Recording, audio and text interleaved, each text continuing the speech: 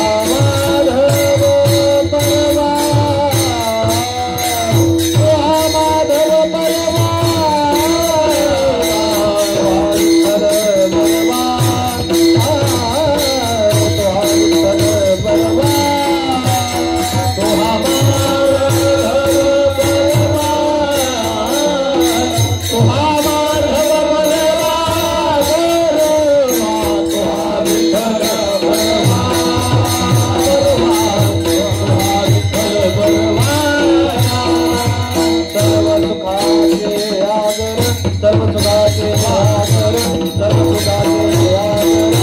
सुखाचे आगर सर्व सुखाचे आगर बाप रखुमा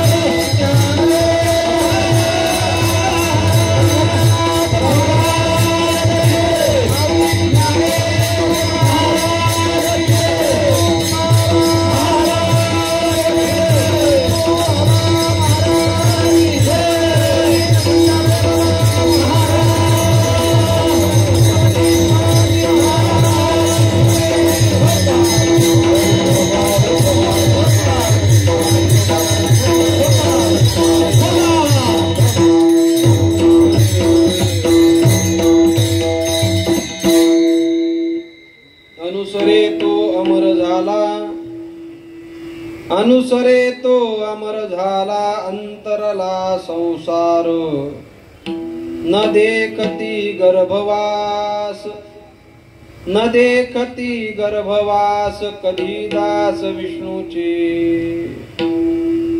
विसंबेना माता बाळा विसंबेना माता बाळा ऐसा लळा पाळावा न देखती गर्भवास कधी दास विष्णूचे त्रिभुवनी ज्याची सत्ता त्रिभुवनी ज्याची सत्ता तो रक्षिता झालिया. आता मोबाईल मध्ये तुका रक्षिता झाली असेल पण मान्यता प्राप्त देवडीकरांच्या गाथ्यामध्ये तो रक्षिता झाली आहे. न देखती गर्भवास कधी दास विष्णूचे पांडुरंगा करो प्रथम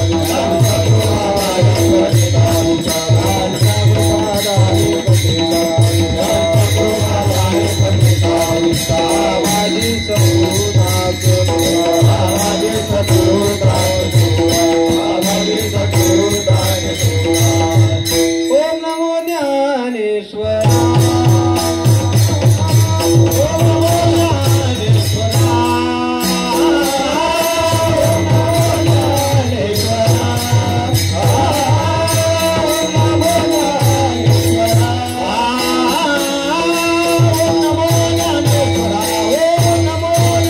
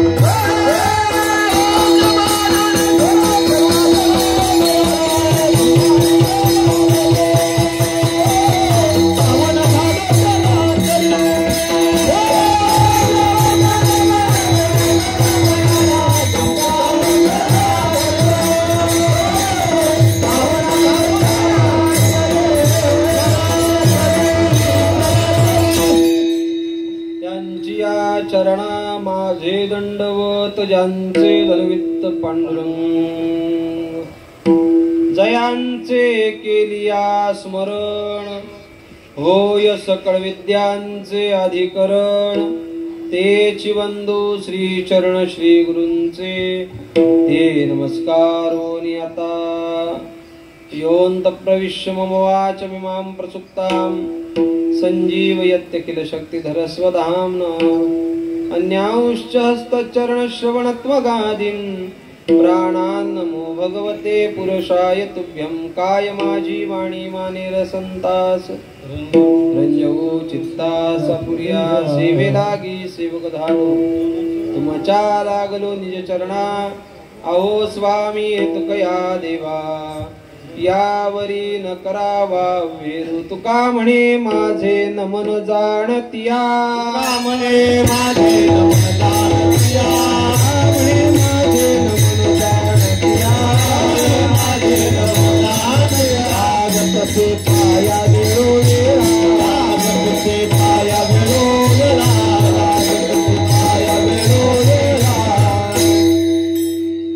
अनुसरे तो अमर झाला अंतरला संसार न देखती गर्भवास कधी दास विष्णूचे प्राप्त प्रसंगी प्राप्त स्थळी प्राप्त वेळी संकीर्तन रूपी सेवेकरता घेतलेला अभंग संत हृदय सम्राट अनंत कृपा सागर भगवत पूज्यपाद श्रीमान श्रीमंत संत तुकाराम महाराज यांचा अवघ्या 4 चरणाचा असून विष्णुदासाची काही लक्षणं सांगून तो विष्णुदास कसा असतो आणि त्या विष्णुदासानी संसार कसा अंतरून भगवान परमात्म्याची प्राप्ती केल्यामुळे त्याला त्या संसारावर विसंबून राहावं लागत नाही. भगवान परमात्मा त्याचा रक्षिता होतो, तोच त्याचं रक्षण करतो आणि हे सर्व करण्यासाठी तो जो विष्णुदास असतो तो भगवान परमात्म्याची अनन्य भावानं शरणागती करत असतो. असा या 4-5 वाक्यामध्ये या अभंगाचा भावार्थ आहे. आपला हा प्रतिवर्षाप्रमाणे चालत आलेला वैकुंठवासी ब्रह्मलीन अनंता महाराज पाटील मुक्काम काल्हे म्हात्रे यांच्या 15व्या पुण्यतिथी दिनानिमित्तानं हा आपण 1 दिवसीय उत्सव करतो. ही अत्यंत आनंदाची गोष्ट आहे. का आनंदाची गोष्ट आहे?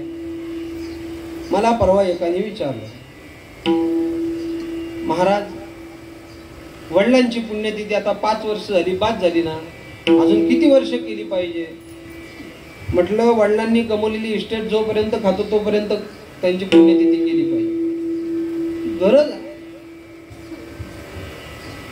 हे म्हात्रे कुटुंब महाराजांची 15 वर्ष ही सेवा करत आहेत.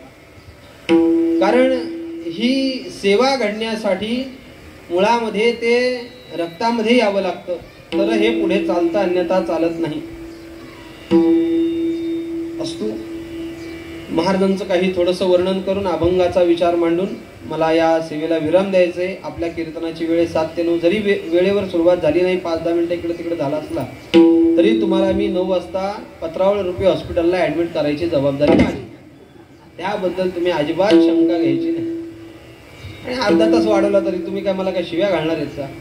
घातल्याशिवाय तर तोंडावर कुठे घालणार आहेत? असतो ही दरवर्षी कीर्तनाची सेवा श्री गुरु महाराजांची असायची. पण गेल्या वर्षी आमच्या दादांचा फोन आला की बाबांच्या मोबाईलवर का बाबा यंदा बाबांची 14वी पुण्यतिथी आहे, तर तुम्ही सेवा कराल ना? तर बाबांनी सांगितलं मी आता कीर्तन करत नाही, आमचा दादा येईल आणि कीर्तन करेल. मात्र बाबांचं तृतीयेला जाणं झालं आणि त्यामुळे गेल्या वर्षीच्या या परंपरेच्या सेवेमध्ये माझा खंड पडला. परंतु दादांनी पुन्हा मला यंदा या सेवेसाठी बोलवलं. त्याचं महत्वाचं कारण बाबांचा आणि अनंता बाबांचा दोघांचं राशी अक्षर एकच होतं. बाबांचं नाव होतं आनंद आणि यांचं नाव होतं अनंत. दुसरी गोष्ट, बाबा ज्या कंपनीमध्ये कामाला होते तिचं अगोदरचं नाव NMM होतं त्याच्यानंतर ते मफतलाल झालं आणि बंद पडल्यामुळं मोफतलाल झालं. अजून एक पण रुपया अजून मिळाला नाही. बरेचसे कामगार गेले, वारले, काही फास घेतला, काही गावाला गेले, पण अजून कंपनीनं पैसा दिला नाही. त्या कंपनीमध्ये ज्या वेळेला श्री गुरु महाराज भागवत सांगायचे, त्यावेळेला भागवत सुरू व्हायच्या अगोदर लोकांच्या बैठकीची व्यवस्था करण्याचं काम जर कोणी केलं असेल तर या अनंताबाबांनी केलेलं आहे. सामान्य जेवण बनवणं सोपं आहे, सोपं आहे की नाही? हो तर बोला, मी कुठे जेवायला येणार तुमच्याकडे? जेवण म्हणून तसं कठीणच आहे, पण ज्याला जमतंय त्याला ते सोपं आहे. जेवण बनवणं खूप सोपं आहे हो, पण जेवण बनवून जेवल्यानंतर भांडी घासणं सोपं आहे का अवघड आहे? जरा एक दिवस महिला जर रजीवर गेली ना आपली घरातली, तर एक दिवस करून बघा, म्हणजे तुमच्या लक्षात येईल. जेवण बनवायला सोपं वाटतं, पण भांडी घासायला म्हटलं ना तर अत्यंत कंटाळा येतो. तसं बैठका टाकण्याचं काम आणि बैठका उचलण्याचं काम भागवत संपल्यानंतर हे अनंताबाबा करायचे. त्याचं कारण असं आहे का, ही त्या लोकांची सेवा नाहीये. ही सेवा करत असताना त्यांच्या मनामध्ये भाव असा होता का मी ही लोकांची सेवा करत नाही, तर ही संतांची सेवा करतो. आणि जीवनामध्ये जर आपण संतांची सेवा केली तर भगवान परमात्मा आपल्याला सहज सोपा जातो. तुका म्हणे संत सेवा, तुका म्हणे संत सेवा, म्हणे संत सेवा, म्हणे संत सेवा. हेची देवा उत्तम, हेची देवा उत्तम, हेची देवा उत्तम, हेची देवा उत्तम, हेची देवा उत्तम, हेची देवा उत्तम.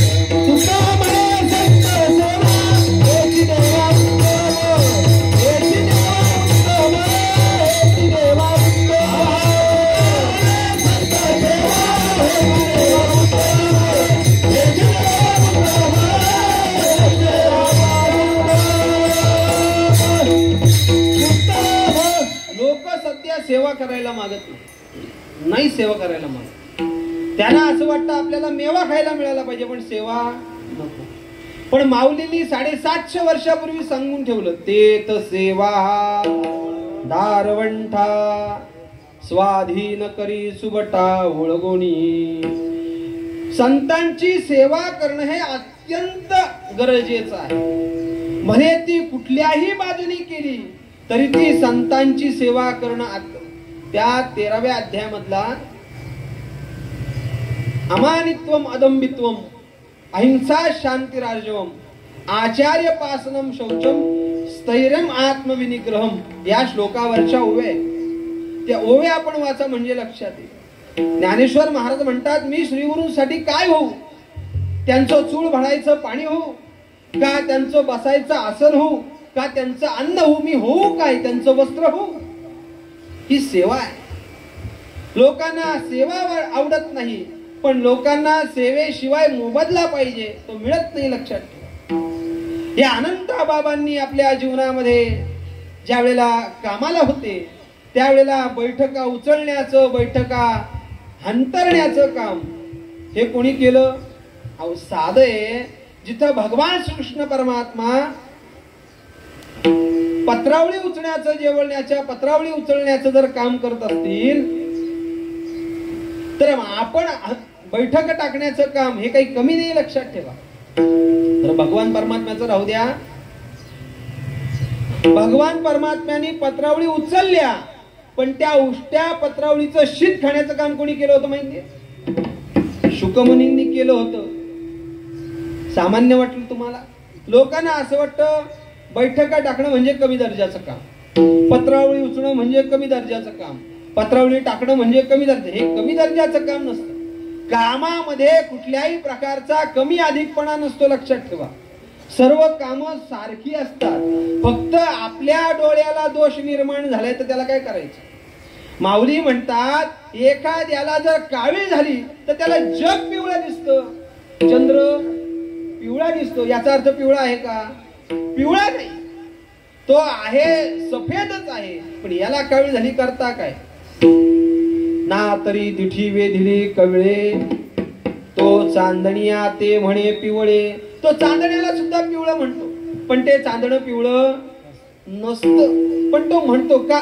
त्याच्याकडे दोष आहेत ना. सेवा करत असताना दोष विरहित होऊन सेवा करणं अत्यंत गरजेचं आहे. आणि ती सेवा लोकांची नसून, सामान्य जीवाची नसून, जिथे भागवताचं प्रवचन चाललंय ती एकनाथ महाराजांची सेवा आहे असा अंतःकरणातला भाव धरून त्यांनी ती सेवा केली आहे. लक्षात ठेवा. आजही त्यांचा पुण्यतिथी उत्सव आपण साजरा करतोय. लोक काही काही गेली, पण त्यांचे पुण्यतिथी उत्सव बंद पडले. पोरं म्हणतात संपलं माझ्या बापाचं पुण्य, काय करायचं. पण पुण्यतिथी करणं हे अत्यंत गरजेचं आहे. कारण त्या निमित्तानं का होईना आपल्या जीवनामध्ये त्या संतांनी आपल्यावर केलेल्या उपकाराची जी जाणीव असते ती जाणीव आपल्याला होते. केले उपकार ते संती, केले उपकार ते संती, केले उपकार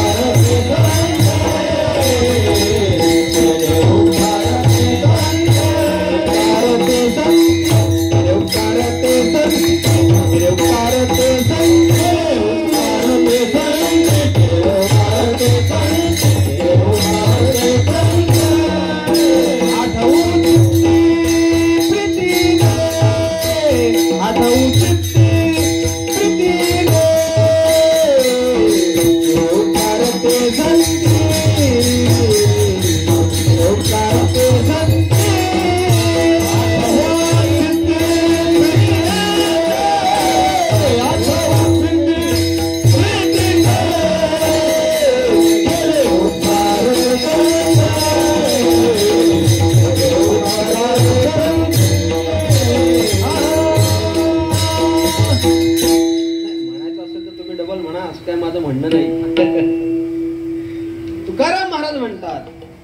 केले उपकार. निळोबाराय म्हणतात केले उपकार ते संती, आठवो चित्ती प्रीतीने.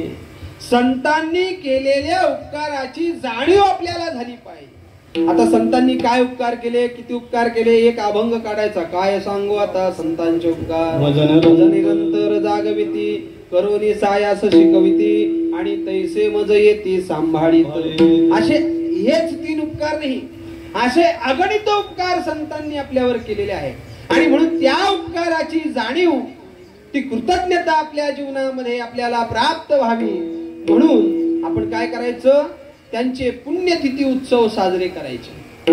आणि दुसरी गोष्ट, कोणाचेही पुण्यतिथी उत्सव साजरे होत नाहीत. लक्षात ठेवा. ज्यांनी आपल्या जीवनामध्ये पुण्य साठवलेलं आहे, पुण्य कमवलेलं आहे, ते पण पुण्य सकाम पुण्य नाही. जे निष्काम पुण्य कमवलेलं आहे त्या निष्काम पुण्याईच्या जोरावर त्यांचे पुण्यतिथी उत्सव साजरे होतात. का संतांची पुण्यतिथी आम्ही करायची? अनेक कारण शास्त्रामध्ये सांगितली आहे. पण आत्यंतिक दुःखाची निवृत्ती करून आपल्याला परमानंदाची प्राप्ती करायची. आपल्या जीवनामध्ये जे अनिष्ट आहे, जे वाईट आहे ते गेलं पाहिजे. प्रत्येकाला वाटतं की नाही? वाटतं की नाही? प्रत्येकाला वाटतं का माझ्याकडे पाप राहावं?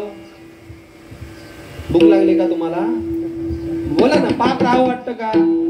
पुण्य मिळू नये असं वाटतं का? असंही नाही. पाप राहावं असंही वाटत नाही आणि पुण्य मिळू नये असंही वाटत नाही. मग आमच्या जीवनामध्ये पाप जावं आणि काय प्राप्त व्हावं?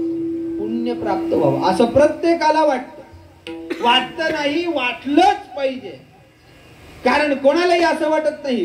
कोण म्हणेल का जाऊ दे, पापानं कुठं जावं, माझ्याकडे येऊ दे, त्याच्यासाठी मी सत्यनारायण घालतो, असं आहे का कोण? नाही, असं नाही. माझ्या जीवनातलं पाप गेलं पाहिजे, अनिष्ट गेलं पाहिजे, प्रत्येकाला वाटतं. मग ते अनिष्ट जायचं असेल तरी संतांची गरज आहे. तुका म्हणे पापे, तुका म्हणे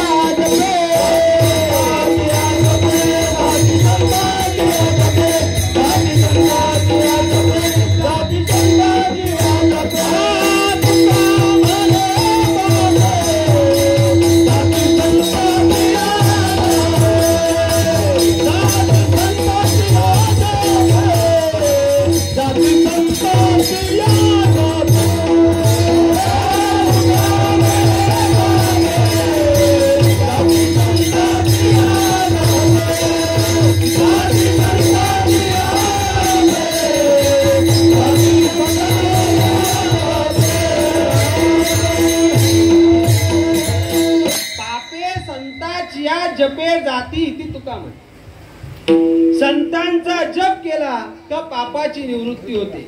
म्हणून वारकरी संप्रदायामध्ये दिंडी मिरवणूक किंवा दिंडी सोहळा म्हटला, आळंदीची दिंडी म्हणा, पंढरपूरची दिंडी म्हणा, त्र्यंबकेश्वरची दिंडी म्हणा, तुम्हाला म्हणायची ती दिंडी म्हणा, म्हणायच्या त्या दिंडीत जा. पण भजन काय आपलं? ज्ञानोबा तुकाराम किंवा निवृत्ती ज्ञानदेव सोपान मुक्ताबाई एकनाथ नामदेव असं भजन आपण करून करत चालतो की नाही? कारण या संतांच्या नावामध्ये पाप विघातक शक्ती आहे. प्रत्येकाच्या जीवनामध्ये अनिष्ट जावं ही इच्छा आहे. आणि अनिष्ट जावं यासाठी काय केलं पाहिजे? जाती संताची या जपे, संतांचा जप करायला पाहिजे. म्हणजे अनिष्टाची निवृत्ती होते, म्हणून त्यांची पुण्यतिथी साजरी करायची. दुसरी गोष्ट, नुसतं पाप जावं असं वाटत नाही, तर आपल्या जीवनामध्ये आपल्याला पुण्य प्राप्त व्हावं असंही वाटतं की नाही? वाटतं की नाही? वाटतं. अहो, एक प्रसंग असा घडला.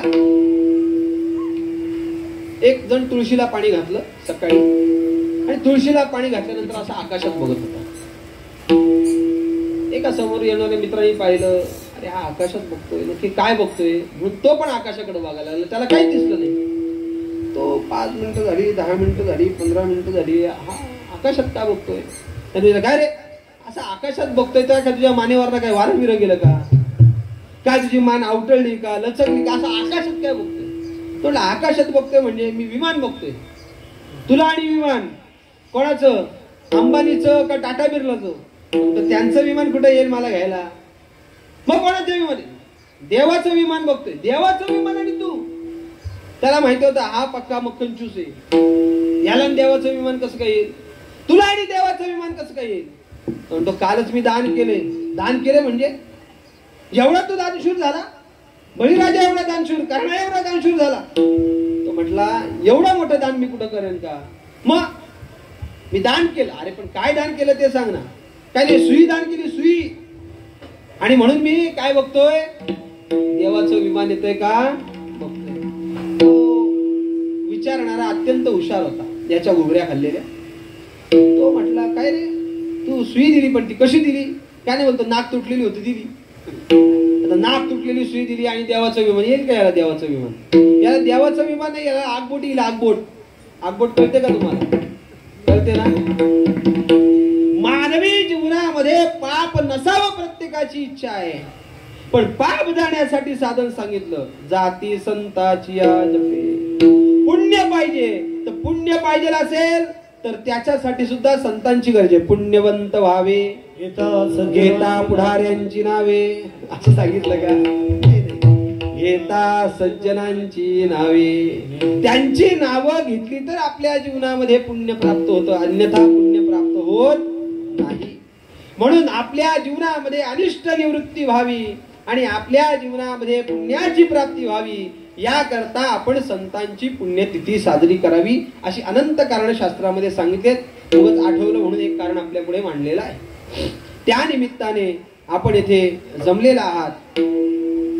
आमचे चिंतामणी बाबा इथे आहेत. आपण सर्व ज्ञात अज्ञात मंडळी आहात.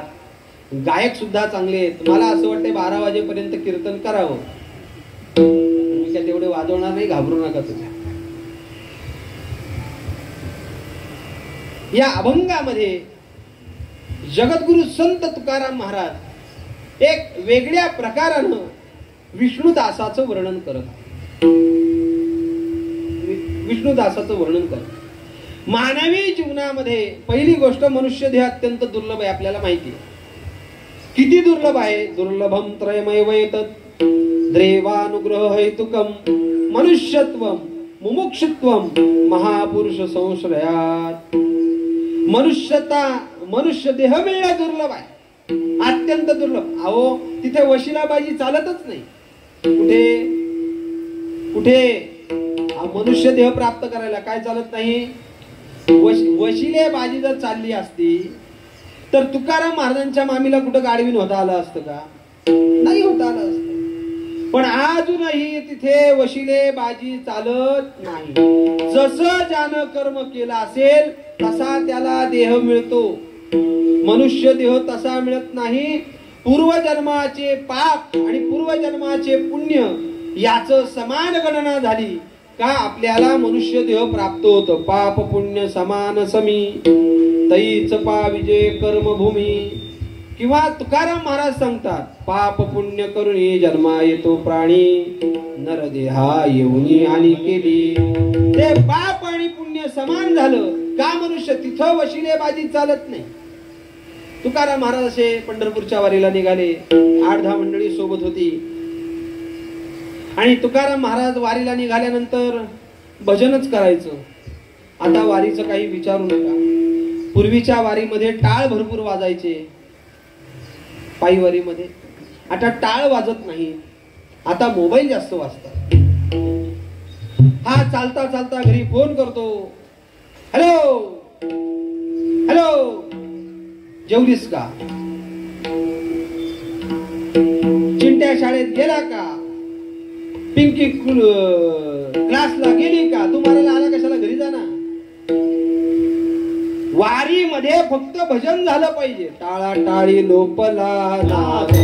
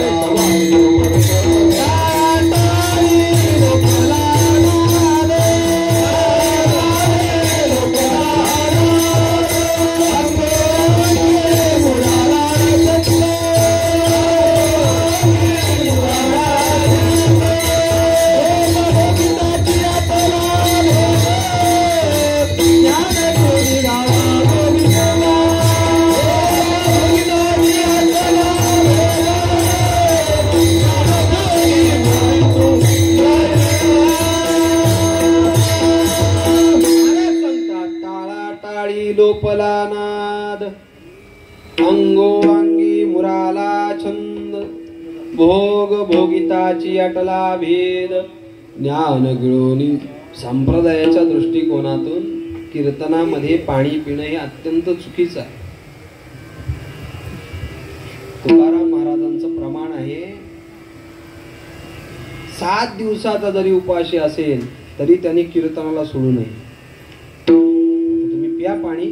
उन्हाचा तडाखा आहे. एखादा गेला बिला तर परत माझ्या वाट्याला दुःख नको. चुकीचं आहे पाणी पिणं. गुळ खाणं चुकीचं आहे. त्या गोष्टी आपण टाळल्या पाहिजेत. आपण जर बेशिस्त वागायला लागलो तर बाकीचे सांप्रदायिक लोक आपल्याला सहज नावं ठेवतील. काही 2 तासांनी काही फरक पडत नाही. आणि 2 तासात तर कोणी माणूस कीर्तनातला मरणार नाही, हे लक्षात ठेवा. विषय हा चाललेला आपला दिंडीमध्ये अशा प्रकारचं भजन झालं पाहिजे. टाळा टाळी लोपला नाद. त्या टाळाचा नाद आहे त्याला ब्रह्मनाद म्हणतात. अंगोअंगी मुराला छंद भोग भोगिताची अटला भेद. आता मला सांगा, भजन करता करता भोग भोगताना आटला का भेद वाढला? खरं सांगा का? भेद आटला का भेद वाढला? बघा तुम्ही. मी इथलं सोडून सांगतो का मला नाही तर जायची पंचायत व्हायची. काय रे कुठे चालला? अमक्या अमक्याच्या कीर्तनात चालतो. तो म्हणतो चल तू पण. नाही नाही, आपण त्याचं ऐकत नाही. का? उरावर बसतो आणि ज्याचा ऐकतो तो काही डोक्यावर घेऊन नाचतो. आमच्या परमार्थात भेद वाढला तो घटायला पाहिजे. महाराजांनी सांगितलं तू का म्हणे भेदाभेद गेला वाद खंडोनी. पण तो वाढत चाललाय. तुकाराम महाराज म्हणतात तो आटला पाहिजे. भोग भोगिताची आटला भेद ज्ञान गिळोनी गावा. अशी तुकाराम महाराजांची दिंडीची शिस्त होती. लक्षात ठेवा. हल्ली दिंडीची शिस्त फार बिघडलेली आहे. देणारे भरपूर येतात आणि आमच्या वारकरी हात पसरतात. आमच्या श्री गुरु महाराजांनी वारीला काही तरुण पोरं निघाली, माळी घातल्या, निघाले चालत. आणि पुण्यामध्ये वारकऱ्याची दिवाळीच असते. फार फार फार फार चांगलं चांगलं खायला देतात वारकऱ्याला. कोण राजगिऱ्याचे लाडू देतो, कोण शेंगदाण्याचे लाडू देतो, कोण राजगिऱ्याची चिक्की देतो, कोण शेंगदाण्याची चिक्की देतो, कोण केळी देतो, एखादा असेल चिकू तर चिकू देतो. काय चिकू? चिकू माहिती ना तुम्हाला? चिकू तुम्हाला काय माहिती? चिकू असा चिकू देतो. पण खानदानी वारकरी जो असतो तो कधीही हात पसरत नाही. त्याला काय लहर आली, त्यांनी केला हात पुढं ना, हातामध्ये आला चिकीचा पाक. बाबांनी आमच्या अशी खाडकन कानफडत मारली. त्या हातामध्ये असणाऱ्या चिकी कुठं उडाली ती त्याला अजून सापडली नाही. निष्ठावंत वारकऱ्यानं, खानदानी वारकऱ्यानं हात पसरायचा नाही. हात पसरी जिणे धिग त्याचे नाही पसरायच्या. ती वारी निघाली. तुकाराम महाराजांची भजन चालू आहे. बरं, भजन तुकाराम महाराजांचं असं नाही. इकडं सांगतात म्हणा विठ्ठल विठ्ठल विठ्ठल विठ्ठल, नाही इकडं गेले भजी खायला. असं नव्हतं भजन. आताच्या वारकऱ्यांचं काय विचारूच नका. पहिली मालिका झाली काटपरी शोधतो. कांदा भजी, बटाटा भजी, वडापाव, काय वडापाव, हे सगळं शोधत बस. कशाला वारीला आला? घरी बस ना. वारकरी वारी म्हणजे नियमबद्ध शिस्तबद्धता आहे. लक्षात ठेवा. अशा शिस्तीमध्ये तुकाराम महाराजांची दिंडी होती. वारकरी बाजूला भजनामध्ये तल्लीन व्हायचे. ब्रह्मानंदे लागली टाळी, देहा कोण ते सांभाळी. आणि अशा वारीचा आनंद लुटत लुटत वारी पुण्यामध्ये आली. आणि पुण्यामध्ये आल्यानंतर लोकांनी विचारलं तुकाराम महाराजांना, महाराज आता मला सांगा आम्ही राहायचं कुठे? आता मला कसं राहता येईल? कुठे राहता येईल? पावसाळ्याचे दिवस आहेत. महाराज म्हटले काही तुम्ही चिंता करू नका, आपण भजन करत असंच जाऊ. का? तुकाराम महाराजांची सासूरवाडी काय पुणे. पुण्यातली श्रीमंत घराण्यातली, गुळवे घराण्यातली मुलगी तुकाराम महाराजांना दिली होती. तुकाराम महाराज म्हटले चला माझ्या सासूरवाडीला. निघाले लोक तुकाराम महाराजांच्या बरोबर भजन करत करत. लांबून या सासूच्या कानावर त्या भजनाचा आवाज आल्या आल्या म्हटली आज काहीच नाही, आज एकादशी नाही, आज सोमवार नाही, आज गुरुवार नाही, आज शनिवार नाही, टाळ वाजतात कुठून? म्हणून तिने त्या घराचा दरवाजा उघडून पाहिलं तर बघतात तर आपलं जावई. आता काय करायचं? जावई लांबून पाहिल्या पाहिल्या हिने उघडलेला दरवाजा खाटकन बंद केला. तुकाराम महाराज म्हणाले चला चला आपला रॉंग नंबर लागला. अख्ख्या संत वाङ्मयाचा जर विचार केला तर तुकाराम महाराजांच्या सासूला तुकाराम महाराज आवडले नाही. नाहीतर सासूला जावई आवडत नाही असं कधी होत? बोला ना. का तुम्ही काय ब्रह्मचारी आहेत काय? हा नाही. आमचे श्रीगुरु महाराज सांगायचे जावई म्हणजे सासूचं सगुण ब्रह्म. जावई जर सासूरवाडीला येणार असेल तर जावयाला काय काय उपचार करेल? एका म्हणीमध्ये सांगतो. नाकाचा मोती ठेवी गहाण राखी जावयाचा. नाकाचा मोती म्हणजे काय? नाकाचा मोती म्हणजे काय? हा नथीमधला मोती नाही.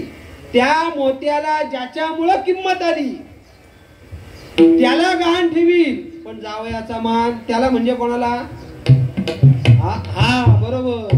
नवऱ्याला गहाण ठेवी पण जावयाचा मान. तुकाराम महाराजांनी सांगितलं चला आई इथं काय आपली डाळ शिजायची नाही. परत झाली वारीचे दिवस निघून गेले, तुकाराम महाराजांची वारी झाली.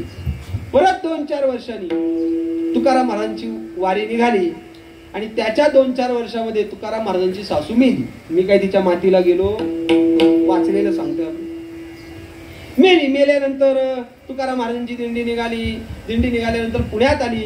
पाळकरी आनंदात नाचतायत आणि नाचत असताना एका रस्त्याच्या बाजूला एक गाढवीण होती. त्या गाढविणीच्या डोळ्यातना अश्रूच्या धारा लागल्या होत्या. अश्रू निघत आहेत. त्या दिंडी मधल्या वारकऱ्याला फार दया निर्माण झाली. ते तुकाराम महाराजांनी सांगितलं, महाराज ऐका. आता म्हटले, काय रे, काय झालं? काय नाही, आपलं जवळजवळ अर्धा तास भजन चालू आहे. आपण दंग झालेलो आहोत भजनामध्ये आणि मी अर्धा तासापासून बघतोय ही शेजारी उभी असणारी गाढवीण आहे ना, या गाढविणीच्या डोळ्यातना खूप अश्रू बाहेर येतात. ती रडते. काय रडते? तुकाराम महाराज म्हटले, अरे ती गाढवीण नाहीये, ती मागच्या जन्मातली माझी सासू आहे. ती सासू मागच्या जन्मात मानुष्य देह मिळाल्यानंतर तिनं देवाचं भजन केलं, देवाचं नामस्मरण केलं, देवाची भक्ती केली, एकादशी केली, सोमवार केला, बोला ना, नाही केला. आणि म्हणून तिला गाडीनं व्हावं लागलं. माझ्या रामा विसरली मामी गाढवीन झाली. तुकाराम महाराजांचं प्रमाण आहे का? गाथ्यामध्ये काढून पहा. जिथं तुकाराम महाराजांची मामी गाढवीन होते तिथं आपल्या मामीचा वशिला कुठं लावायचा? म्हणजे मनुष्य देह मिळण्यासाठी वशिलेबाजी चालत नाही, पण मिळालेल्या मनुष्य देहाचं आपल्याला सार्थक करता आलं पाहिजे. याची देही घरे देवाचे भजन आणि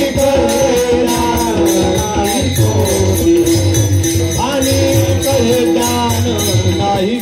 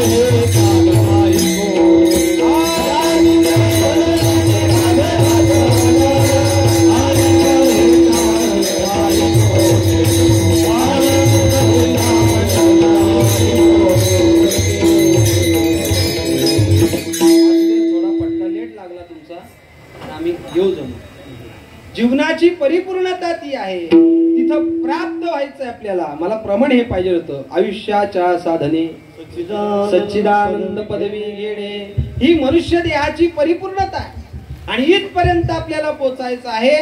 आणि त्यापर्यंत पोचण्यासाठी मनुष्य देह आपल्याला प्राप्त झालेला आहे. हा असा प्राप्त होत नाही. नरदेह निधान लागले हाती उत्तम सार उत्तम गती.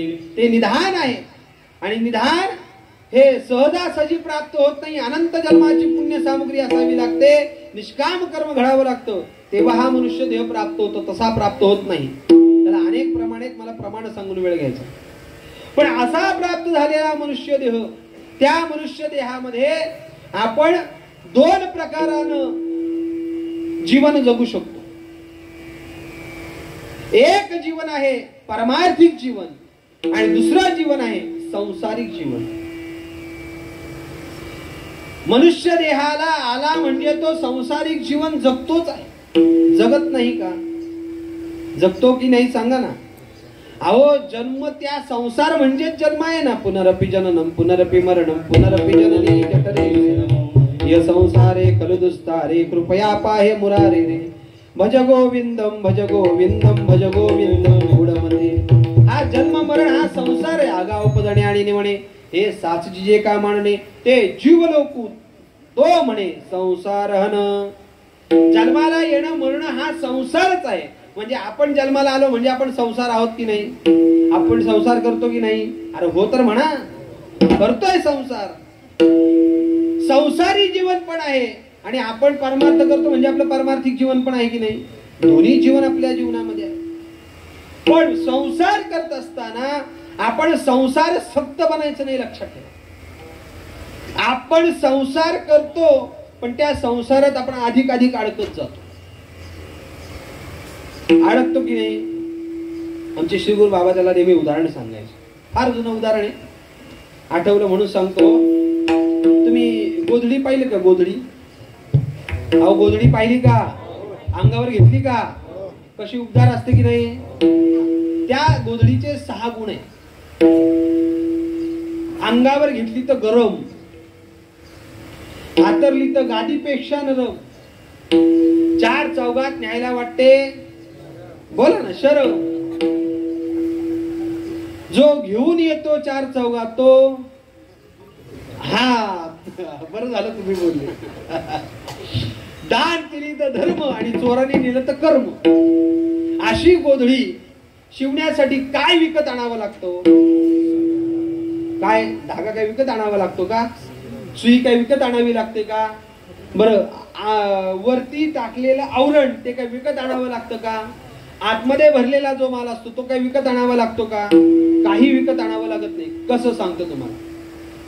जुन्या सासूबाईच्या वगैरे असणाऱ्या 9वारी साड्या, बरोबर, त्या विकत आणाव्या लागतात का? नाही, वापरून वापरून जीर्ण झालेल्या. बरं, आतमध्ये टाकलेला जो माल असतो तो काय विकत आणावा लागतो का? तो माल पण एवढा गॅरंटेड कलर असतो, बाळाची बाळोती, त्याचा कलर धुतला तरी जात नाही. कशाचा? बाळोत्याचा. ते आतमध्ये असत. फाटलेल्या पॅन्टी, फाटलेल्या चड्ड्या, फाटलेल्या बनेनी कुठं? गोधडीमध्ये टाकलेल्या असतात. बरं, अशी गोधडी शिवायला दोरा विकत आणावा लागत नाही. त्या स्वीट मार्टच्या फरसाणच्या दुकानात गेलं, पाव किलो घेतला, अर्धा किलो घेतला फरसाण, का ते दोऱ्याने बांधतात ना पुडी, त्या पुड्यांना आलेला दोरा बाई घरातली टाकू देत नाही. ती एखाद्या काडीला नाही तर कशाला तरी अशी गुंडाळून ठेवते. मग तो दोरा काही विकत आणला का? बरं, सुया काही विकत आणाव्या लागत नाही का? ती सुयावाली येते, सुया घे, पोत घे, मणी घे ग बाय. मग ती घेऊन आली का ती म्हणते, ए ही घे भाकरी. भाकरी खाल्ली तिने का ती म्हणते, दे 2 सुया. आता ती काय विकत आणली का सुई? फुकट बनणारी वस्तू म्हणजे गोधडी. मग ती गोधडी एकदा बाई शिवायला बस, बरं ती एक बाई शिवायला बसत नाही, ती दोघी घेऊन बसते, 2 बाजूला दोघी जणी, मग टाके घालायला सुरुवात करते. मग तो दोरा कशात ओवला जातो? सुईमध्ये ओवला जातो. ती सुई म्हणते, कशाला माझ्या मागे येतो? मार खाशील ना. तो दोरा म्हणतो, मला मार खावा लागला तरी चालेल, पण मी कोण? दोऱ्याबद्दलच सांगतोय मी. त्या दोरा सुईमध्ये ओवला का ती बाई टाके घालायला सुरुवात करते. त्याला मजा वाटते, हिच्या मागे मी भरपूर फिरतोय. कोण? हा, ते विसरू नका.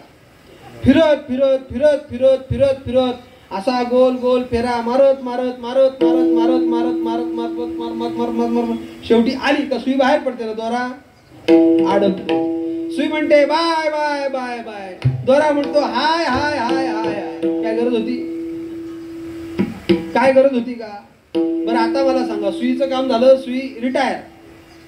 आता मला सांगा, गोधडी वापरून वापरून मळली का गोधडीला काय केलं जातं? धुतात ना. मग धुण्यासाठी काय तिला वॉशिंग मशीन मध्ये टाकतात का? मशीन बंद पाडायची. मग त्या गोधडीला वॉशिंग मशीन मध्ये टाकत नाही.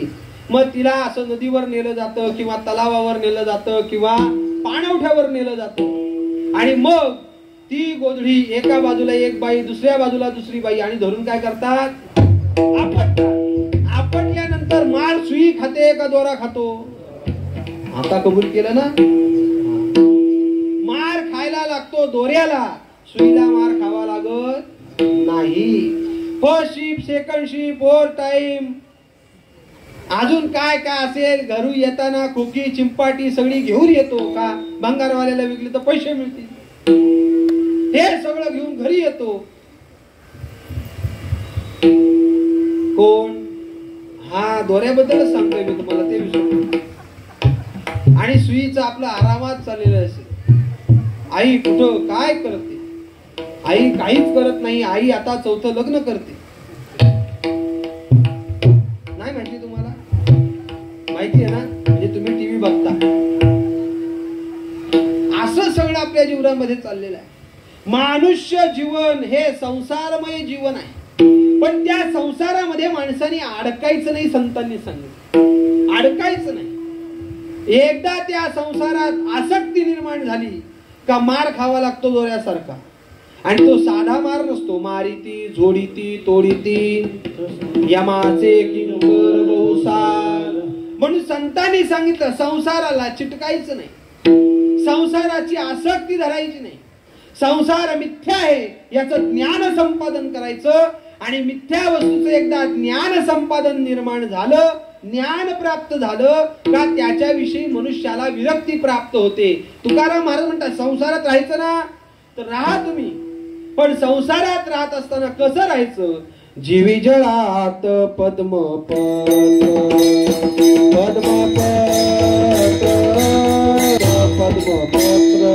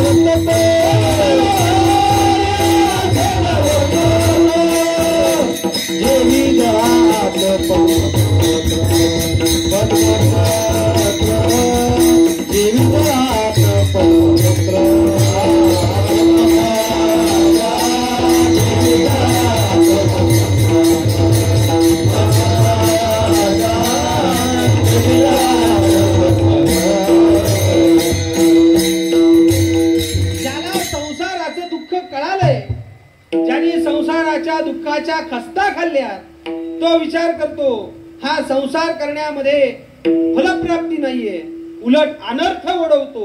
म्हणून तो परमार्थाला लागतो. कुठल्या तरी साधूंकडे जातो आणि त्यांच्याकडनं अनुग्रह घेतो आणि आपल्या परमार्थाची वाटचाल सुरू करतो. पण परमार्थ करत असताना आपल्याला गुरूंची अत्यंत आवश्यकता आहे. ज्ञानेश्वरी काढा, तुकाराम महाराजांचा गाथा काढा, नामदेव महाराजांचा काढा, कोणाचाही गाथा काढा, गुरूंची अत्यंत आवश्यकता आहे. आणि त्या गुरूंच्या सानिध्यामध्ये जायचं आणि त्या परमार्थाचे आपण धडे घेतले पाहिजे. एकदा परमार्थाला माणूस लागला, लोक परमार्थाला लागतात, लागत नाही असं नाही.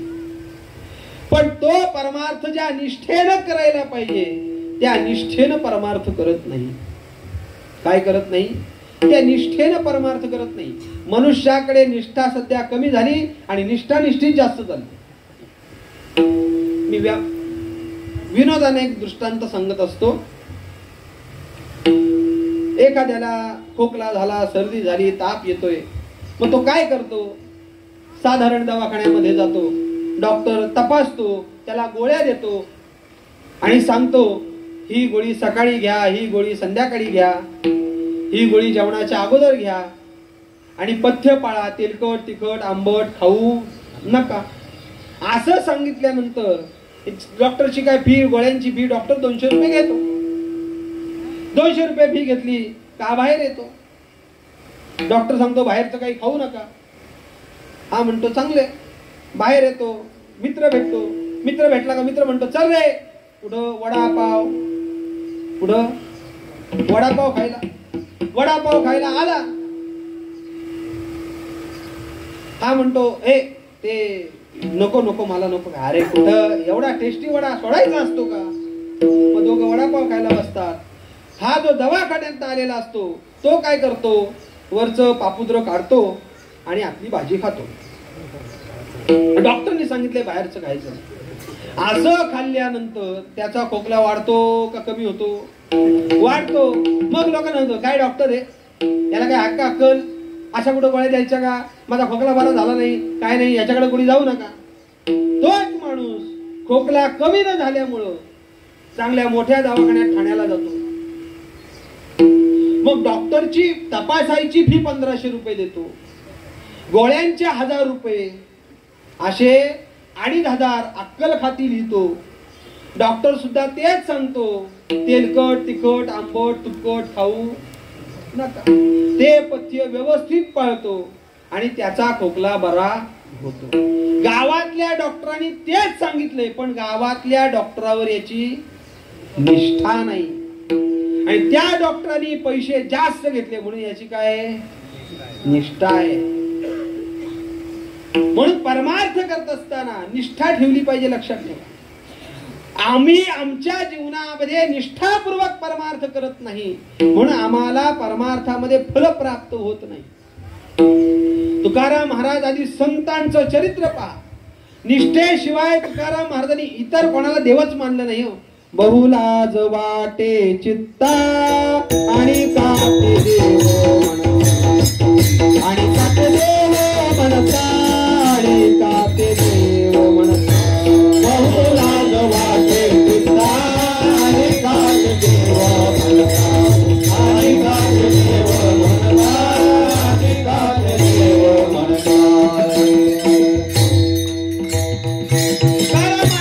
दुसऱ्याला देव म्हणायला मला लाज वाटते. एक गावे आम्ही विठोबाचे नाम, इतराचं नाव आमच्या मुखाला येणार नाही, पण भगवंताचं आल्याशिवाय ही एक निष्ठता अंतःकरणामध्ये त्या साधकानं सांभाळलेली असते, त्या महात्म्यानं सांभाळलेली असते. तुकाराम महाराज तो मरतो पण त्याची निष्ठा कमी होत नाही. एकनाथ महाराजांचे पणजोबा कोण? भानुदास महाराज. त्या भानुदास महाराजांचं प्रसिद्ध प्रमाण आहे, जर हे आकाशवर पडे पाहे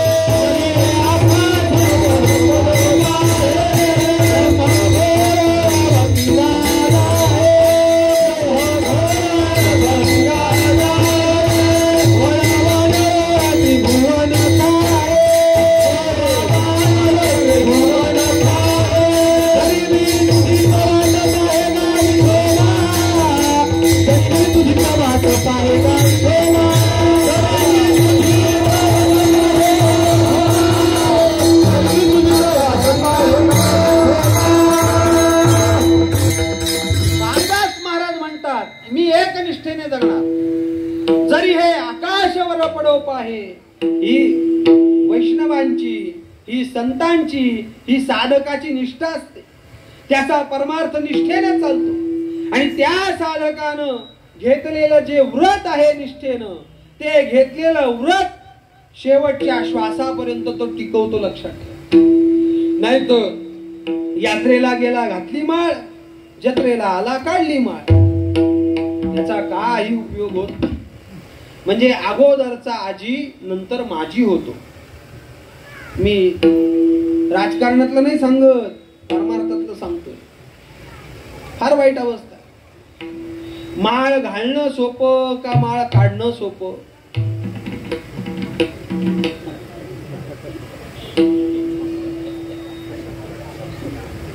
बोला. अहो सोपं नाहीये माळ घातलं. एक जाऊ दे आता, नाही बोलत. माळ घालणं लोकांना सोपं वाटतं तेवढं सोपं नाही. कितीतरी वारकरी असे आहेत, माळकरी असे आहेत, त्यांना हरिपाठ माहिती नाही. हरिपाठ. एक जण दिंडीमध्ये हरिपाठाला सुरुवात झाली का तो असा मागं जायचा. पहिल्या दिवशी बघितलं, दुसऱ्या दिवशी बघितलं, तिसऱ्या दिवशी बघितलं, शेवटी त्याला चौथ्या दिवशी मी पकडलं. काय रे, से हरिपाठाला सुरुवात झाली का तू दिंडीच्या मागं काय जातो? तो म्हणतो महाराज ती भानगड काय मला माहितीच नाही. काय हरिपाठ म्हणजे काय? त्याला म्हटलं अरे हरिपाठ भानगड नाही, भानगडी मिटवण्याचं साधन हरिपाठ आहे. काही कळत लोकांना. अहो कितीतरी कीर्तनकार असे त्यांच्या हरिपाठ पाठ नाही. कोणाच्या? माळकऱ्याच्या नाही सांगत, कीर्तनकाराच्या. कीर्तनकाराला तारीख देत असताना त्याला अगोदर विचारायचं तुझ्या काकडा पाठ आहे का, तुझ्या अभंग किती पाठ आहे, तुझ्या हरिपाठ पाठ आहे का, तू ज्ञानेश्वरी रोज वाचतो का, हे अगोदर विचारा त्याला आणि मग तारीख द्या. आपलं सगळं डोळे झाकून काम चाललंय. त्या महाराजांनी एवढं हसवलं, एवढं हसवलं, एवढं हसवलं, घ्या त्याला तारी. मग त्याचा भाव वाढतो. नाही कळलं तुम्हाला? हा बरोबर, त्याचं पाकिट वाढतं. ते ब्रह्मलीन वैकुंठवासी आबा सांगायचे. आबा म्हणजे वक्ते बाबा सांगायचे. कीर्तनकार जो पैसे घेतो त्याला पण ते शिवाय द्यायचे, आणि लोक ज्या कीर्तनकाराला पैसे देत नाही त्या लोकांना पण ते शिव्या द्यायचे. कीर्तनकाराला तुम्ही पैसे देत नाही, तुम्हाला लाजा वाटत नाही का, अशी त्यांची भाषा होती. काय त्या कीर्तनकारांनी करावं, हवा खावी ना आग हगावी का, असं त्यांचं वाक्य होतं. लोकांना कळत नाही. ज्याच्याकडं, आणि असंच आहे, कबीर महाराजांचा एक दोहा आहे, महासती भुकी मरे. पुढचं वाक्य नंतर विचार, मी नंतर सांगतो. असंच चाललंय सध्या. एक व्रत जर आपण आपल्या जीवनामध्ये पत्करलं तर ते निष्ठेने पत्करलं पाहिजे. एकनाथ महाराजांच्या काळामध्ये एक वाणी होता. वाड्याच्या बाजूला त्याचं घर होतं. अत्यंत पैशासाठी हावरट असणारा वाणी. शेवटी एकनाथ महाराजांनी त्याला सांगितलं, अरे जरा परमार्थ कर, मरता मरता तो परमार्थ तुझ्या कामाला येईल, असं करू नकोस तू. काय त्याच्या जीवनामध्ये वैफल्य निर्माण झालं, काय ज्ञान निर्माण झालं, काय वैराग्य निर्माण झालं. त्याला एकनाथ महाराजांनी सांगितलं, बाकी काही करण्यापेक्षा हे विष्णू सहस्त्रनामाची संथा तू माझ्याकडनं घे, आणि रोज आंघोळीला बसला का विष्णू सहस्त्रनाम म्हणायला सुरुवात करायची. त्याला काही जास्त वेळ लागत नाही. तुझी आंघोळ होऊन पूजेला जाऊन बसेपर्यंत तुझं विष्णू सहस्त्रनाम पूर्ण होय. ही तुझ्या जीवनामध्ये हा तू नेम करायचा. किती करायचा? तू मरेपर्यंत करायचा. आता रोज यांनी नियम चालू केला. आंघोळीला बसला, तांब्या ओतला का सुरू, अस्य श्री विष्णू सहस्रनाम स्तोत्रम यस्य स्मरण मात्रेण जन्म संसार बंधनात् विमुच्यते नमस्तस्मै विष्णवे प्रभ विष्णवे. असं सगळं म्हणायला सुरुवात केली. भीष्मवाच जगत्प्रभुं देवदेवम् अनंतं पुरुषोत्तमं स्वनाम सहस्रेण पुरुषोऽयं सततं. असं विष्णू सहस्रनाम म्हणायला सुरुवात केली. मग हळूहळू त्याचं त्याच्यावर पाठांतर होत गेलं. आणि रोज आंघोळीला बसला, तांब्या ओतला का काय म्हणायचा, विष्णू सहस्रनाम म्हणायचं. ओम विष्णू विष्णू वषट्कारो भूत भव्य भवतु भूतकृत भूतकृत भावो भूतात्मा भूत भावना भूतात्मा परमात्मा च मुक्तानां परमागती अव्यय पुरुष साक्षी क्षेत्रज्ञक्षर एवच. असं संपूर्ण ते विष्णू सहस्रनाम म्हणायचा. त्याच्या त्या क्रियेला वळण लागलं आणि रोज म्हणायचा. आणि रोज म्हणता एक दिवस त्याचा देह पडला. आता देह पडल्यानंतर सगळ्या लोकांना बोलवलं. आपली लोक सध्या तेवढ्याच गोष्टीसाठी एकत्र येतात. हॅलो, आमच्या मोठ्या दाची हिकेट पडली म्हणजे कमवू लोक एकत्र येतात, तेवढ्याच कामासाठी एकत्र येतात. मग सगळी लोक जमा झाली. लोक म्हटली चला याला आंघोळीला घ्या. बसवला त्याला, तांब्या ओतला पाण्याचा. सुरू झालं ओम विश्वम विष्णू वषट्कारो भूत भव्य भवत प्रभू भूतकृत. हे लोक म्हटली ए पळा पळा पळा. का मेलेला माणूस कधी जिवंत होतो का? झाला ना जिवंत, बघता का माझ्याकडं? लोक म्हटली परत जिवंत झाला. आता काय करायचं? परत काही कालानंतर तो गेला. परत त्याला आंघोळीला घेतलं, परत पाणी ओतायला सुरुवात केली का याचं विष्णू सहस्रनाम चालू. पाणी ओतायचं बंद केलं का याचं विष्णू सहस्रनाम बंद. माझा दृष्टांत संपला. शेवटी त्याचं एकनाथ महाराजांनी शेवटी सांगितलं का याच्यावर आता काही पाणी घालू नका, याचा आत्मा अनंतात विलीन झालेला आहे. पण जर याच्यावर पाणी घातलं तर पुन्हा जिवंत होईल. मग एकनाथ महाराजांनी त्याला गती दिली. फार मोठा दृष्टांत, मला दृष्टांतात वेळ घालवायचा नाही. पण त्याने जीवनामध्ये केलेला जो नियम होता, निष्ठा होती, त्या निष्ठेनं केलेला नियम जो होता तो नियम मरेपर्यंत सांभाळला. आज आम्हाला सांगितलं जातं माळ जपा, रामकृष्ण हरी म्हणा. किती लोक रामकृष्ण हरीचा जप करतात रोज, किती लोक एकादशीचा उपवास करतात, किती लोक सोमवारचा उपवास करतात. अगदी हाताच्या बोटावर मोजण्या एवढी लोक आहेत जी उपवास करतात. नाही करत बरेच जण. लोक म्हणतात करू संध्याकाळी हरिपाठ जेवल्यावर. हरिपाठ करता करता हा जमिनीला पाठ लावून मोकळा होतो, पण याचा हरिपाठ होत बोला ना नाही म्हणून मी कुठं पाहायला येणार आहे. हे असंच चाललेलं आहे. निष्ठेनं परमार्थ केला पाहिजे आणि निष्ठेनं केलेला परमार्थ हा कोणाची शरणागती करावी याचं ज्ञान प्राप्त करून देत असतो. मनुष्य देहामध्ये निष्ठेनं केलेला परमार्थ कोणाची शरणागती करावी याचं ज्ञान प्राप्त करून देतो. का? कारण इतर कोणालाही तो निष्ठेनं केलेला परमार्थिक साधक जो आहे तो इतर कोणालाही शरण जात नाही, कोणालाही शरण जात नाही. त्याचं बरेचसे तुकाराम महाराजांचे अभंग आहेत, एकनाथ महाराजांचे अभंग आहेत. इतर देवांना आम्ही शरण जाणार नाही. का? अहो ते जीव दशा राहून झालेले देव आहे, त्यांना शरण जाण्यामध्ये काही सार्थकता नाही. शेंदरी हेंदरी दैवते कोण ती पूजी भूते खेते, आपुल्या पोटाची रडते मागती शिते अवधान, आपुले इच्छी आणि कापडी शिळा तांब्याचे बाहुले केले. पाठ मांडोनीवर उसविले गंध अक्षदा झाकोळिले, मना येईले ते नाव ठेविले या जनासी लागले वेड. अशा देवांना ते देव म्हणत नाहीत आणि त्या देवाची तो शरणागती कधीच करत. का? कारण त्या देवांची शरणागती करायला त्यांनाच मारावं लागतं ना, जन्माला यावं लागतं. ते त्वमुक्त्वा स्वर्ग लोकम विशालम क्षिणे पुण्यमर्त्य लोकम विशंती एवं त्रयी धर्म मनु प्रपन्ना गतागतम काम कामाल बनते मग तया पुण्याची सवेची इंद्रपणाची उठी उतरे आणि येऊ लागती माघारे मृत्यू लोका तुका म्हणे जाती पुण्यक्षये अधोगती. पुण्यक्षये अधोगती तुका म्हणे जाती पुण्यक्षये अधोगती.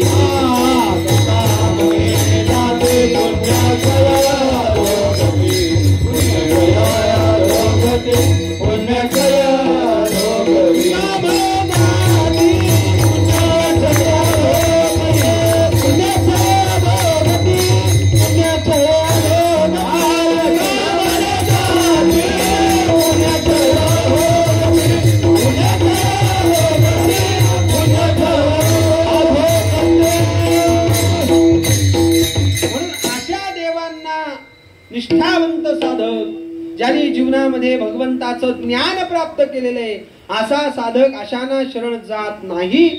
मग तो कोणाला शरण जातो?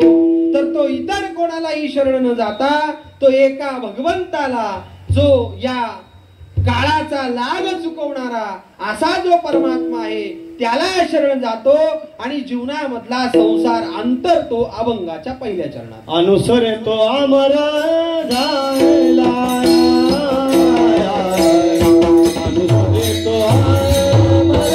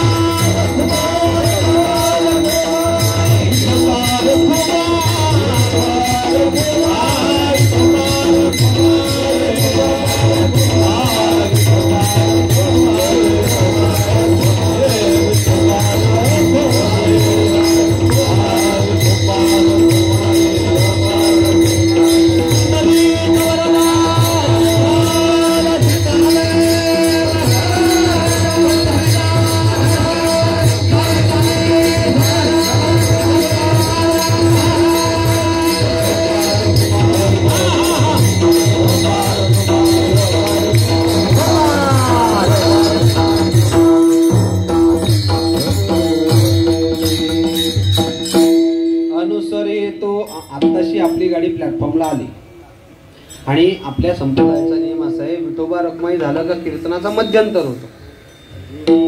आता इथून पुढे आपल्या अभंगाचा विस्तार आहे. म्हणजे इथून पुढे किती तास? 2 तास का? मग 2 तास करूया. तो अमर झाला जो निष्ठावान आहे, ज्याने नियम केलेला आहे, अशा निष्ठावान साधकाला ज्ञान प्राप्त होतो. आपण कोणाला शरण गेलं पाहिजे? जीवनामध्ये इतर कोणालाही जर आपण शरण गेलो तर आपल्या पदरामध्ये दुःख प्राप्त होतं. जर जडाला शरण जायचं म्हटलं तर तो जड आहे, त्याला त्याचं ज्ञान नाही, तर जीवाला दुःख आहे याचं तर ज्ञान आहे. पण जडाला शरण जाऊन उपयोग नाही. एखाद्याने आता मला सांगा, दगड आहे, दगड पाहिजे माहिती आहे तुम्हाला? दगड दगड माहितीये का? म्हणा ना हो. मग तो दगड कशासाठी वापरतात? नारळ फोडण्यासाठी वापरतात, बरोबर. त्या दगडावर तुम्ही नारळ फोडला तरी तो, आणि डोकं आपटलं तरी फुटणारच आहे. त्याला काय कळतंय सुख दुःख? त्याला कळत नाही. मग त्या जडाला आपण शरण जाऊन आपला फायदा होणार आहे का? नाही होणार. बरं, जीवानं जीवाला शरण जाऊन फायदा होणार आहे का? जीवानं जीवाला, हाही दुःखी आणि तोही दुःखी. महाराज म्हणतात, राणी दुखिया दुखी भेटले का वांज फुली फुलले झाड जैसे. दुःखी माणसाला दुःखी माणूस भेटला, कोणी कोणाच्या दुःखाचं हरण करायचं सांगा ना. म्हणून जीवानं जीवाला शरण जाऊ नये. जीवाला शरण जायचं असेल तर एकतर संतांना शरण जावं, नाहीतर जीवाच्या जीवनामध्ये शरण जाण्याचा प्रसंग आला तर दुसरी गोष्ट त्यांनी देवाला शरण जावं. मनोनी शरण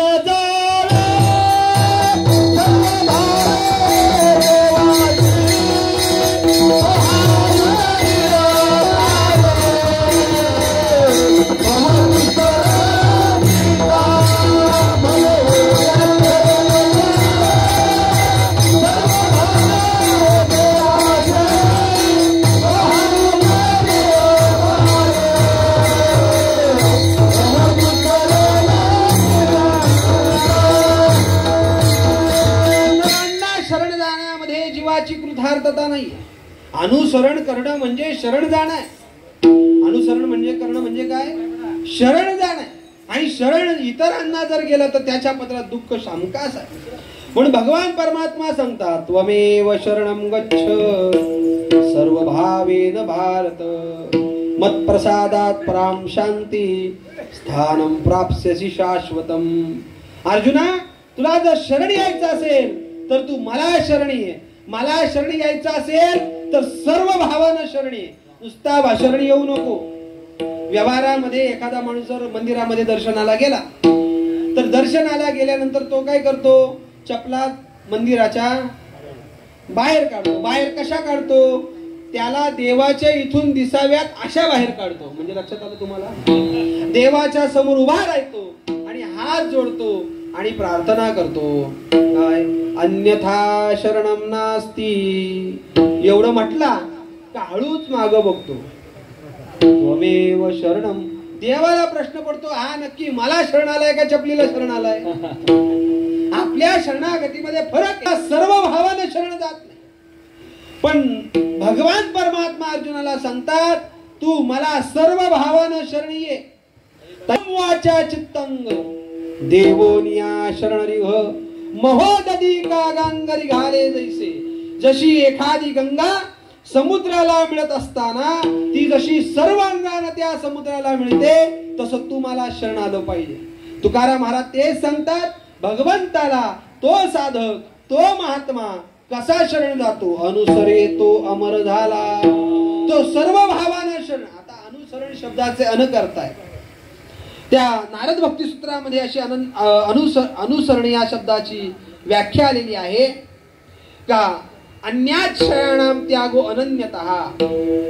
इतर आश्रयाचा त्याग करून केवळ परमात्म्याचाच आश्रय स्वीकारणं, याला काय म्हणता यायचं? अनुसरणे. अनुसरे तो अमर झाला. साधक आपल्या जीवनामध्ये इतर सगळ्या आश्रयाचा त्याग करत असतो आणि एकच परमात्म्याच्या स्वरूपाचा आश्रय घेत असतो. आणि म्हणून असा आश्रय घेतल्यामुळे तो अमर झाला, तो अमर होतो. आता मला सांगा, आपण सगळे अमर होणार का मृत पावणार आहोत? सांगा ना. हा देह अमर होणार आहे का मृत पावणार आहे?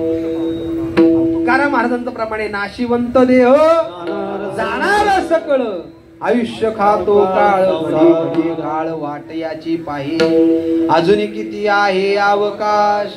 आपल्याला हा देह त्याग करावा लागणार आहे. म्हणजे हा देह अमर आहे का? मग तुकाराम महाराज कसं सांगतात? अनुसरे तो अमर झाला. तो अमर झाला म्हणजे कोण अमर झाला? हा देह अमर नाही झाला. काही फार थोड्या लोकांचा हा देह अमर झाला. तुकाराम महाराज, मुक्ताबाई, नामदेव महाराज, ज्ञानेश्वर महाराज, अशा काही लोकांचा देह अमर झाला. कारण तो देह त्यांनी काळाच्या हातात दिला नाही. काळावर त्यांची सत्ता नाही. जया पूजिले आदरे पांडुरंगे विमानस्थ केले प्रयाण प्रसंगे तनुमानवी दिव्य रूपीच केली न त्यागी ती या स्वदेह वैकुंठ गमन ज्याला म्हटलं जातं. काही फार लोकांनी तो देह अमर केला, पण आपल्या बाबतीत मग ठरेल की नाही? अनुसरे तो अमर झाला. मग अमर झाला, मग कोण अमर होतो?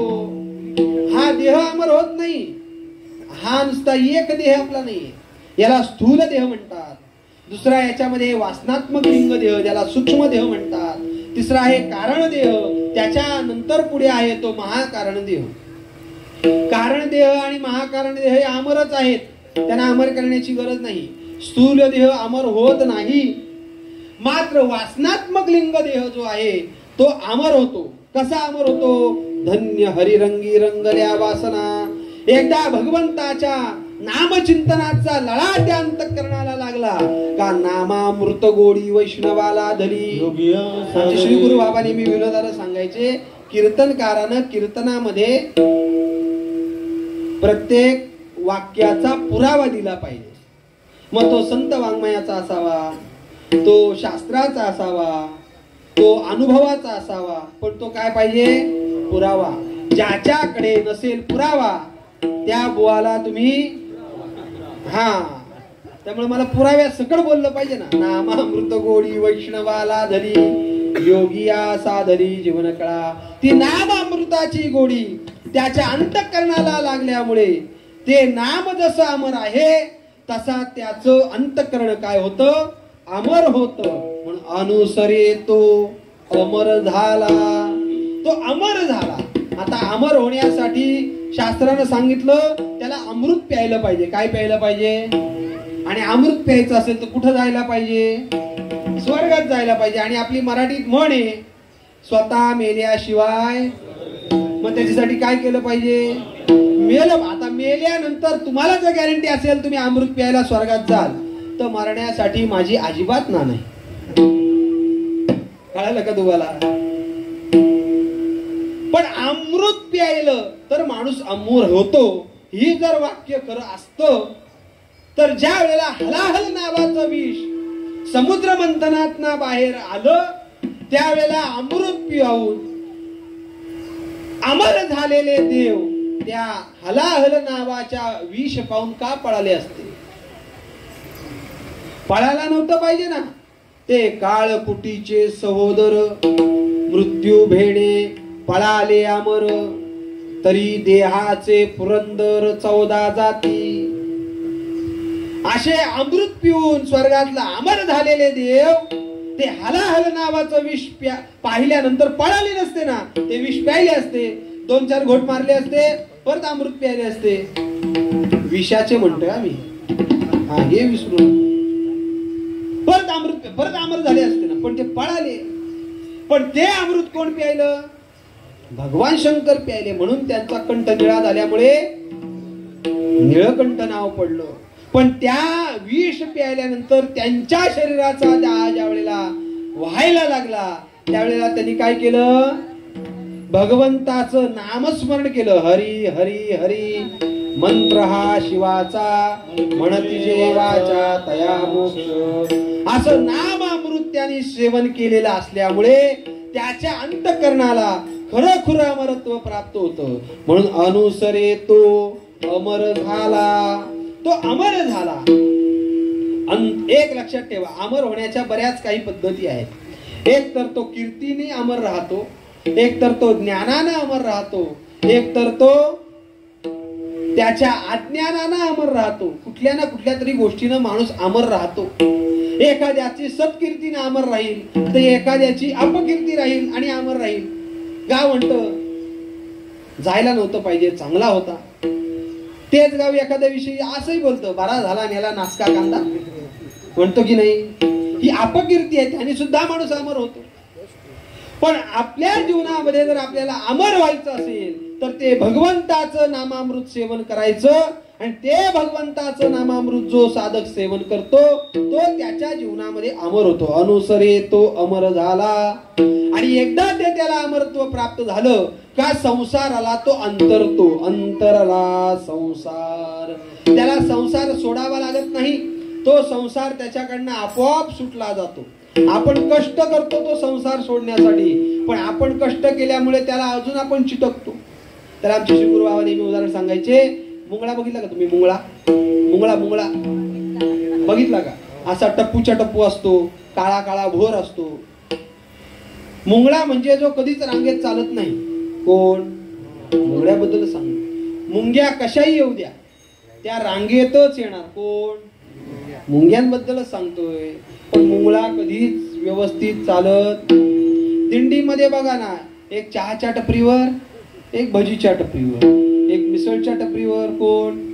मुंगळ्याबद्दलच सांगतोय मी तुम्हाला. तो मुंगळा जर एखाद्या गुळाला चिकटला, प्रयोग करू नका नाही तर डझनवारी मुंगळे माराल तुम्ही. तो मुंगळा त्या गुळाला चिटकल्यानंतर तुम्ही तो काढण्याचा प्रयत्न करा. तो मुंगळा तुटतो, मरतो, पण गुळ सोडत. त्या मुंगळ्याला असू नका. आपलं तसंच चाललं. आपण सोडण्याचा प्रयत्न करतो पण आपण अजून त्याला चिटकून बसतो. संसार रूपी गुळाला आपण चिटकल्यामुळं, आपण चिटकलो का तो गुळ आपल्या जवळ नाही, आपण त्या गुळाजवळ गेलोय आणि त्याला चिटकलोय. त्यामुळे आपण मरतो पण तो संसार सोडत नाही. पण नामामृताचं सेवन केल्यामुळं त्याला खरं खुरं अमरत्व प्राप्त झाल्यामुळे अंतरला संसार. असा कोणाकोणाचा संसार अंतरतो? नाव सांगतो, लिहून घ्या. ज्ञानेश्वर माऊली,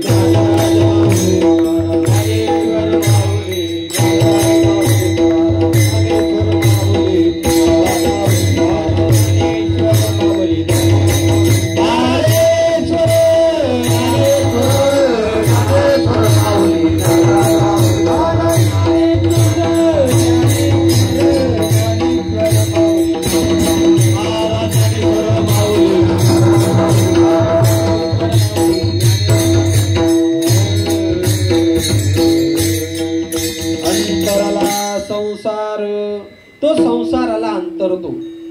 आणि संसाराला अंतरणं हा खरा खुरा अमरत्वाचा खरा प्रकार आहे. त्याला ते खरं खुरं अमरत्व प्राप्त होतं. संसार अंतरतो म्हणजे काय अंतरतो तर त्याच्या जीवनामध्ये गर्भवासाचं दुःख राहत नाही. न देखती गर्भवास कधी दास विष्णूचे. त्या एक दोन वाक्य फार महत्वाचे आहेत. एक तर गर्भवासाला विष्णुदास येत नाही आणि एखादा विष्णुदास जर गर्भवासाला आला तर त्या गर्भवासाचं दुःख त्याला राहत नाही. म्हणून न देखती. गर्भवासाला आला तर त्याला दुःख का नाही? कारण त्याचं असं आहे. आता तुम्हाला सोपं सांगतो.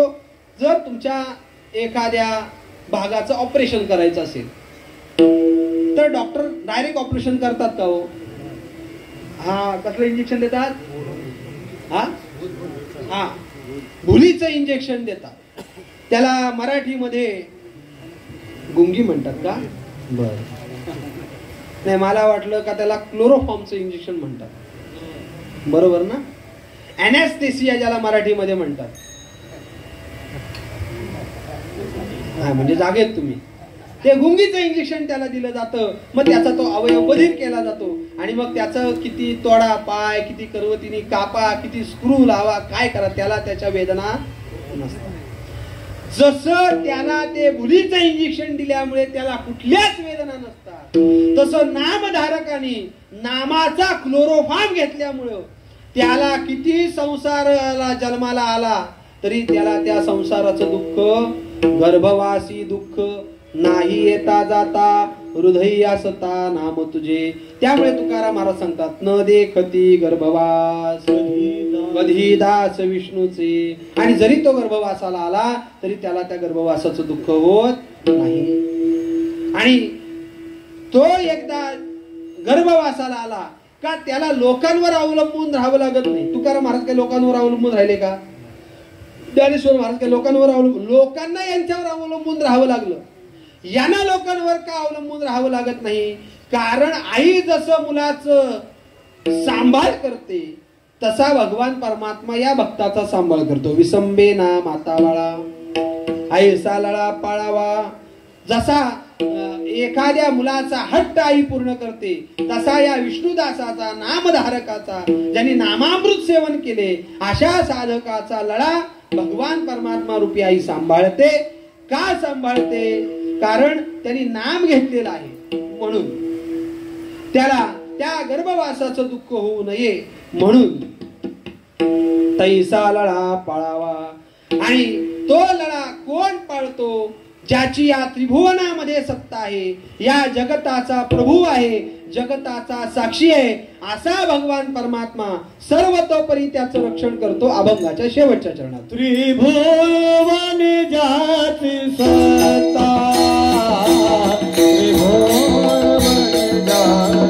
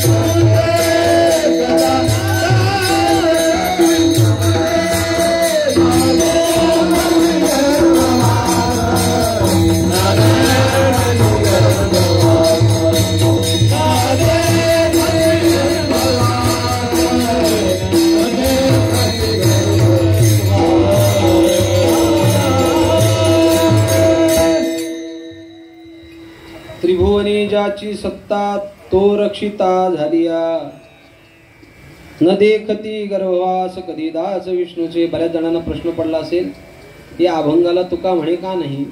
तर देवडीकरांच्या गाथ्यामध्ये हा अभंग अशाच पद्धतीने आहे. फक्त जोग महाराजांच्या गाथामध्ये तुका रक्षिता झालिया असा पाठ आलेला आहे. मग तुकाराम महाराजांनी तुका म्हणे का लिहिलं नसावं. तुकाराम महाराज नामचिंतनाच्या ओघामध्ये जशी वाणी त्यांची स्रवत होती, हाली मुखा वाटे अमृतवचने उत्तीर्णता नो हे जन्मी, ती अमृतवाणी जशी लिहित गेले तसं लिहिता लिहिता त्यांना देहाचा विसर पडला असावा.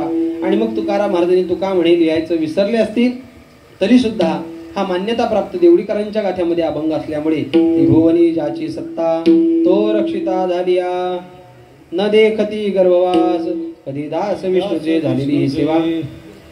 ब्रह्मलीन अनंत बाबा म्हात्रे यांच्या चरणविंदावर समर्पित करतो. माझे श्री गुरु महाराज मातुश्री यांच्या चरणविंदावर समर्पित करतो. आपण सर्व मातृपितृतुल्य श्रोते इथे उपस्थित आहात, आपल्या चरणविंदावर समर्पित करतो. बरेचशी महाराज मंडळी इथे उपस्थित आहेत. मी बऱ्याच जणांना ओळखत नाही पण चेहऱ्याने ओळखतो. तरी सुद्धा आपण इथे उपस्थित राहिलात. टाळकरी मंडळी आहेत, विणेकरी बाबा आहेत, आपण सर्व मंडळी येथे उपस्थित राहिले. आपले मृदुंगमणी यांचे सुद्धा मी ऋण व्यक्त करतो आणि माझी झालेली ही सेवा इथे थांबवतो.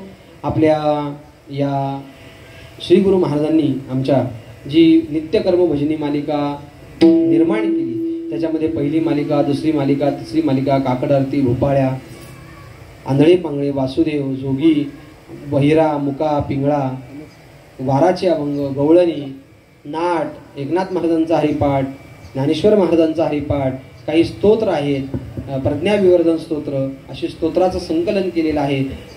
गीतेचा 9वा, 12वा आणि 15वा अध्याय त्याच्यामध्ये आहे. अशी ध्येयात्मक आणि निषेधात्मक, काय करावं काय करू नये अशा प्रकारची आचारसंहिता त्याच्यामध्ये आहे. आणि विशेष म्हणजे ज्याला रात्री स्वप्न पडतं आणि स्वप्नामध्ये ओरडत उठतो, भूत असं ओरडत जो उठतो, त्याच्यासाठी त्या पुस्तकाच्या मालिकेच्या उपसंहारामध्ये एक शयन यंत्र दिलेलं आहे. तो शयन मंत्र म्हणायचा आणि देवाचं नामचिंतन करत झोपायचं. कुठल्याही प्रकारचं स्वप्न आपल्या जीवनामध्ये आपल्याला पडणार नाही, पण ते देवाचं नामचिंतन करत झोपायचंय, मोबाईल पाहत नाही, हे पहिले लक्षात ठेवा. अशी मालिका इथे उपस्थित आहे. कोणाला पाहिजे असेल तर त्यांनी संपर्क साधा. मालिकेची किंमत 100 रुपये आहे. आपल्या परिसरातला परमार्थाचा नंदादी पखंड तेवत राहू. सर्व माझा काळ तुझ्या चिंतने काया वाचा मने देवा, नको धावू देव भंगा गात्रे माझे पांडुरंगा, न्यूनते कृते अधिकते सरते करुण घे यावे तुम ते विनवितो असे. जय श्रीराम. गुरु ब्रह्मा गुरु विष्णू गुरुदेव महेश्वरा गुरु साक्षात परब्रह्म तस्मै श्री गुरु नमः. आज महाराजांचा कार्यक्रम झाला.